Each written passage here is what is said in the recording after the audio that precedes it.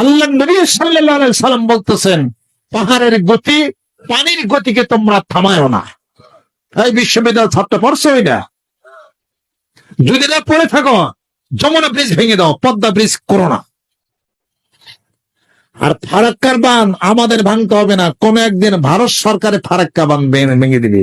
টিপাই মুখের বাঁধ তারাই খুনবো, এই বাঁধের পানিতে ওরাই ডুবে যখন মরবো, দেখবো যে বাঁধ খেলার বাইরের কোনো কথা খেয়াল করছেন। এই বাঁধ রাখার কারণে, বাঁধ দেওয়ার কারণে, পানির স্রোত ঠিক মতো না থাকার কারণে পদ্মা যমুনা গোমতী সেতুতে নদীর নাব্যতা হারিয়ে ফেলতেছে। বিদায়ী এই পানি উপরে যখন গেছেন ওরাও তো তলে মরবো, কথা খেয়াল করছেন।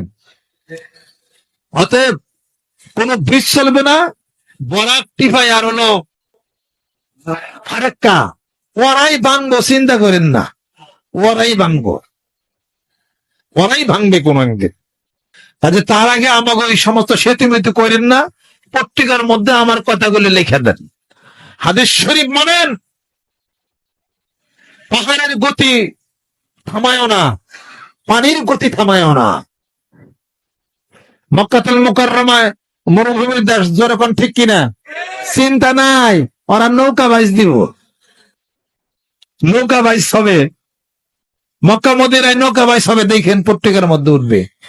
তার মানে আমেরিকা আলাদা বুদ্ধি দিচ্ছে ঠিক মতো, আরবের জাতিরা আমরা কত ওই যে গম গাছ বুনি, হ্যান ত্যান কত কিছু বুনি, তোরা পাহাড় কাইটা আবাদি কর, কথা খেয়াল করছেন।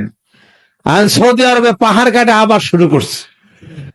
সৌদি আরব মানুষের তো জানি খালি আরবি, হতো সায়েন্স বিজ্ঞানের এত জ্ঞান কি আছে, পারে খালি আরবি, এত সায়েন্স বিজ্ঞানের এত জ্ঞান কি তারা জানে।